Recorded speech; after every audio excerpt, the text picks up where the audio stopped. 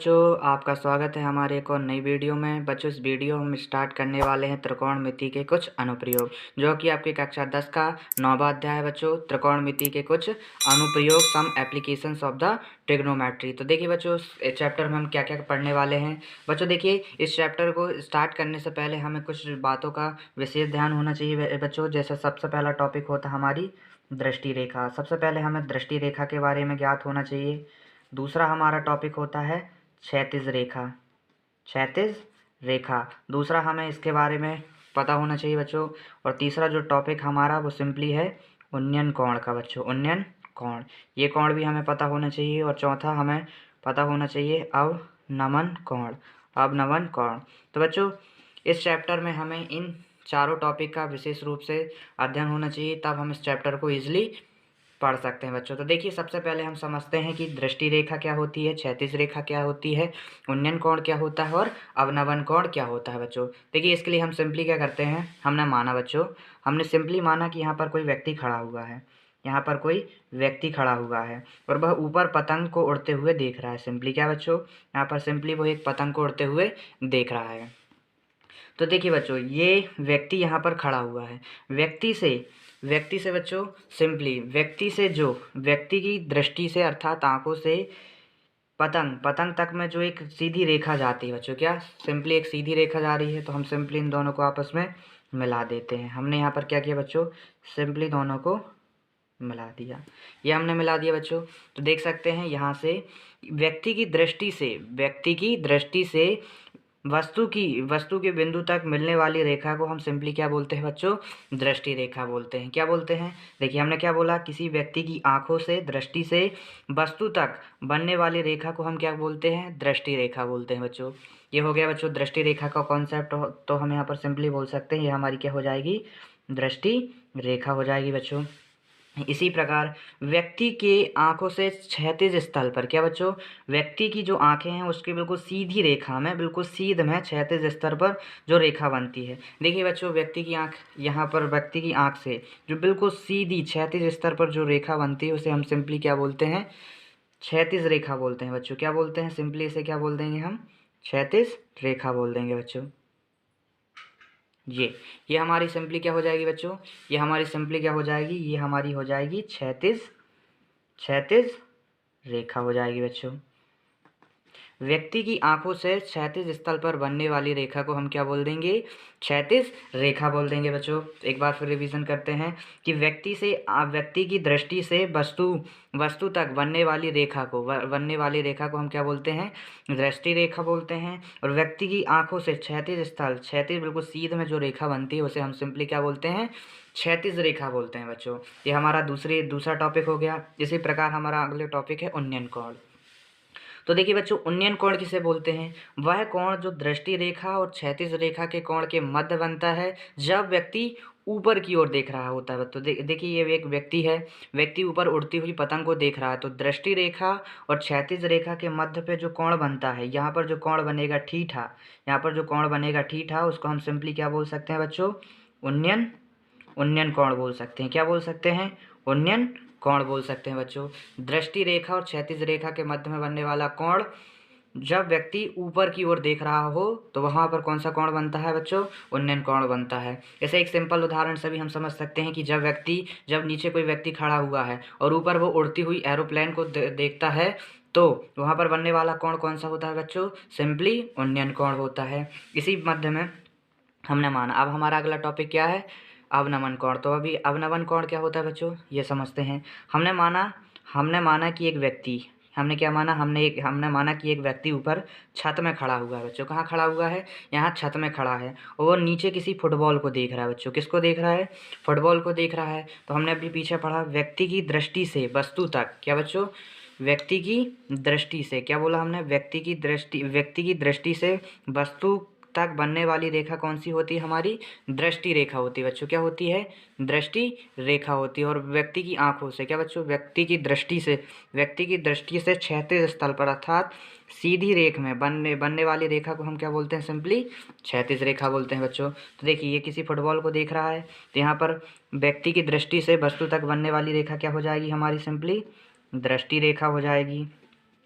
और इसी क्रम में व्यक्ति की दृष्टि से क्षैतिज स्थल पर बनने वाली रेखा क्या हो जाएगी हमारी, सिंपली क्षैतिज रेखा हो जाएगी बच्चों।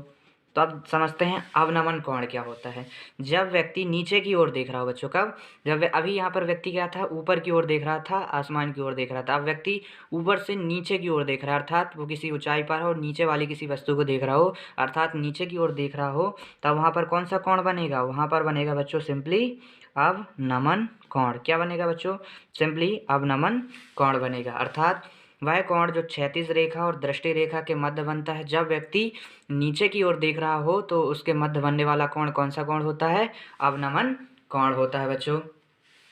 सिंपली क्षैतिज रेखा और दृष्टि रेखा के मध्य में बनने वाला कोण जब व्यक्ति नीचे की ओर देख रहा हो तो अवनमन कोण, और जब व्यक्ति ऊपर की ओर देख रहा हो तो अब दृष्टि रेखा और क्षैतिज रेखा के मध्य बनने वाला कोण क्या होता है बच्चों, हमारा सिंपली उन्नयन कोण होता है। तो देखते हैं इसकी डेफिनेशन। तो इस प्रकार से हमारी डेफिनेशन हो जाएगी, दृष्टि रेखा व्यक्ति की दृष्टि एवं वस्तु के मध्य बनने वाली रेखा को दृष्टि रेखा कहते हैं। दूसरा, क्षैतिज रेखा व्यक्ति की दृष्टि से क्षैतिज स्तर पर एक सीध पर बनने वाली रेखा को क्षैतिज रेखा कहते हैं। इसी प्रकार अवनमन कोण वह कोण जो दृष्टि रेखा व क्षैतिज रेखा के मध्य में बनता है। जब व्यक्ति नीचे की ओर देख रहा हो तो उस कोण को हम अवनमन कोण कहते हैं। इसी क्रम में उन्नयन कोण वह कोण जो दृष्टि रेखा एवं क्षैतिज रेखा के मध्य में बनता है। जब व्यक्ति ऊपर की ओर देख रहा हो तो उस कोण को हम सिंपल उन्नयन कोण कहते हैं। तो बच्चों ये हमारी सिंपल डेफिनेशन हो गई। बच्चों इतना बेसिक होने के बाद हम इस चैप्टर को ईजिली सॉल्व कर सकते हैं।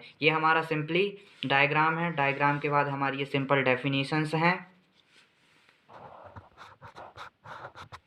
इसके साथ बच्चों आपको त्रिकोणमितीय अनुपात का भी ज्ञान होना चाहिए बच्चों, इसका भी अध्ययन आवश्यक है इस पाठ के अनुसार। देखिए बच्चों, त्रिकोणमितीय अनुपात हमने ट्रिग्नोमेट्री वाले चैप्टर में भी आपको बताया हुआ है। फिर से आपको बताते हैं बच्चों, त्रिकोणमितीय अनुपात ट्रिग्नोमेट्रिक रेडियो के लिए हमने एक शॉर्ट ट्रिक बताई थी जो कि कुछ इस प्रकार से थी, लाल बटे कक्का। हमने बताया था बच्चों की sine theta, cos theta, tan theta, cosec theta, sec theta और कॉट थीटा। आपको ट्रिग्नोमेट्रिक फंक्शंस को इस क्रम में क्रमबद्ध तरीके से याद रखना है बच्चों। तो हम सिंपली यहाँ से ट्रिग्नोमेट्रिक अनुपात, ट्रिग्नोमेट्रिक रेडियो को याद कर सकते हैं बच्चों। यहाँ पर देखिए पहला पेयर बन रहा है लंब बटे कर्ण। किसका बन रहा है, लंब बटे कर्ण, जो कि होता है साइन थीटा के लिए। और दूसरा पेयर बन रहा है हमारा सिंपली कॉस थीटा के लिए, जो कि है आधार बटे कर्ण। ये किसके लिए बच्चों बन रहा है बच्चों, सिंपली कॉस थीटा के लिए। इसी क्रम में हमारा तीसरा पेयर क्या बन रहा है, एल बाय ए, जो कि किसके लिए बच्चों, सिंपली टेन थीटा के लिए। अब देखिए बच्चों, हमने ये क्रम आपको याद कराया टेन थीटा तक। अब यहाँ देखिए इसी को पलट देंगे बच्चों। देखिए ये पहला जो क्रम बन रहा था इसको आपस में पलट देंगे तो ये किसके लिए हो जाएगा, कॉसिक थीटा के लिए बच्चों। किसके लिए, कॉसिक थीटा। साइन थीटा का अपोजिट क्या हो जाएगा, कॉसिक थीटा। तो यहाँ पर साइन थीटा एल बाय के था, कॉसिक थीटा के लिए के बाय एल हो जाएगा। इसी क्रम में कॉस का उल्टा क्या हो जाएगा, सेक, तो ये हो जाएगा सेक थीटा के लिए।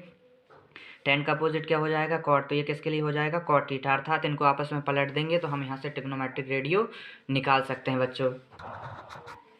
तो इस क्रम में बच्चों हमारे ट्रिग्नोमेट्रिक अनुपात ट्रिग्नोमेट्रिक रेडियो हो जाएंगे बच्चों। तो देखिए साइन कॉस टेन के ये बच्चों ये जो तीन फंक्शंस हैं ट्रिग्नोमेट्री का, मोस्ट ऑफ द क्वेश्चन में इन्हीं का यूज़ होने वाला है, जिसमें टेन थीटा का सर्वाधिक प्रयोग हम अपने क्वेश्चंस पे आगे करने वाले हैं। तो बच्चों कुछ इस प्रकार से हमारे ट्रिग्नोमेट्रिक रेडियो हो जाएंगे।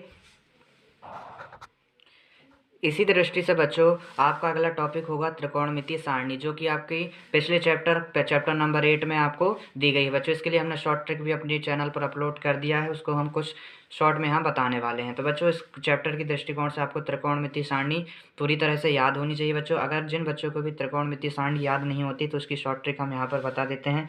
देखिए बच्चों, हमें केवल साइन की बच्चों किसकी, केवल साइन थीटा की वैल्यूज़ निकाल ली हैं और हम उससे पूरी टेबल क्रिएट कर सकते हैं। तो देखिए बच्चों, हम सिंपली क्या कर सकते हैं, देखिए यहाँ पर हमारे कितने degree, 0 degree, 30 degree, 45 degree, 60 degree और 90 डिग्री इसकी हमें वैल्यू याद करनी रहती है बच्चों। तो देखिए साइन की वैल्यूज़ हम निकालते हैं यहाँ पर।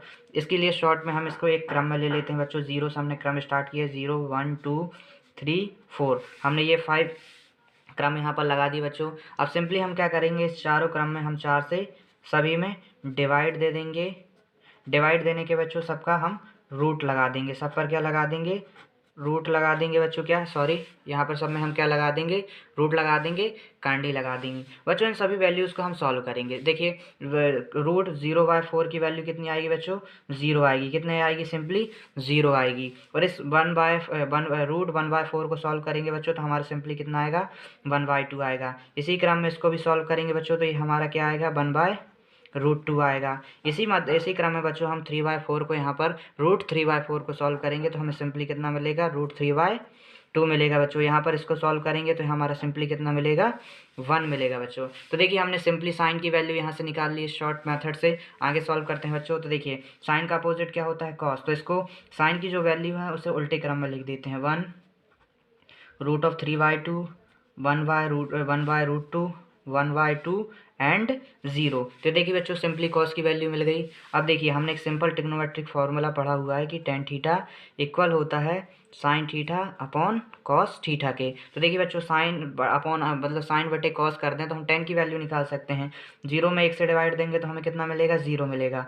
1/2 में √3/2 से डिवाइड करेंगे तो 2 से 2 कैंसिल आउट हो जाएगा तो हमें सिंपली कितना मिलेगा, 1/√3। √2 से √2 कैंसिल हो जाएगा तो यहाँ कौन सी वैल्यू मिलेगी बच्चों, सिंपली 1 बचेगा। 2 से यहाँ देखिए यहाँ इन दोनों को डिवाइड देंगे, 2 से 2 कैंसिल आउट हो जाएगा तो हमें कितना मिलेगा, √3। अब देखिए बच्चों सिंपली 1 को 0 से डिवाइड देंगे तो देखिए बच्चों 0 का कोई पहाड़ा नहीं होता, ये वैल्यू जो होगी अनडिफाइंड हो जाएगी। तो इसको हम सिंपली क्या बोल सकते हैं, अनडिफाइंड। क्या बोल सकते हैं बच्चों, अनडिफाइंड बोल सकते हैं। अब हमें सिंपली पता है टेन का अपोजिट क्या होता है, कॉट होता है। तो जो टेन की वैल्यू है उसे उल्टे क्रम में लिख देंगे, मतलब अनडिफाइंड, फिर उसके बाद √3, 1, 1/√3 और 0 उल्टे क्रम में लिख दिया बच्चों। ये हो गई हमारी कॉट की वैल्यू। कॉट यहाँ पर देखिए बच्चों क्रम लिखा हुआ है 0 डिग्री, 30 डिग्री, 45 डिग्री, 60 डिग्री और 90 डिग्री। इसी क्रम में आगे बढ़ते हैं तो देख सकते हैं। देखिए हमने एक और सिंपल फॉर्मूला पढ़ा हुआ है कि कॉसेक थीटा इक्वल होता है 1/sin थीटा के। अर्थात जो साइन की वैल्यू है, जो हमें साइन की वैल्यू मिली है उसको हम क्या लिख दें, एक सब में क्या कर दें, सबको 1 के बटे में कर दें बच्चों। क्या कर दें, सिंपली 1 के बटे में कर दें तो हम सिंपली इसकी वैल्यू निकाल सकते हैं। यहाँ देखिए कितना लिखा हुआ है, 1/0 लिखा हुआ है बच्चों। कितना लिखा हुआ है, 1/0। तो 0 का कोई पहाड़ ही नहीं रहता तो ये वैल्यू कितनी हो जाएगी, अनडिफाइंड हो जाएगी बच्चों। क्या हो जाएगी, अनडिफाइंड हो जाएगी। अब यहाँ पर आते हैं, ये 2 ऊपर जाएगा, या देखिए 1/1/2 है, 2 ऊपर जाएगा तो इसकी वैल्यू 2 हो जाएगी। यहाँ से √2 ऊपर जाएगा तो √2 हो जाएगी। या 2 ऊपर जाएगा तो सिंपली क्या हो जाएगा, 2/√3। यहाँ सबके बटे में हमने क्या किया है, ऊपर 1 कर दिया है, सबको बटे में लिख दिया है। 1/1 कितना होता है बच्चों, सिंपली 1 होता है।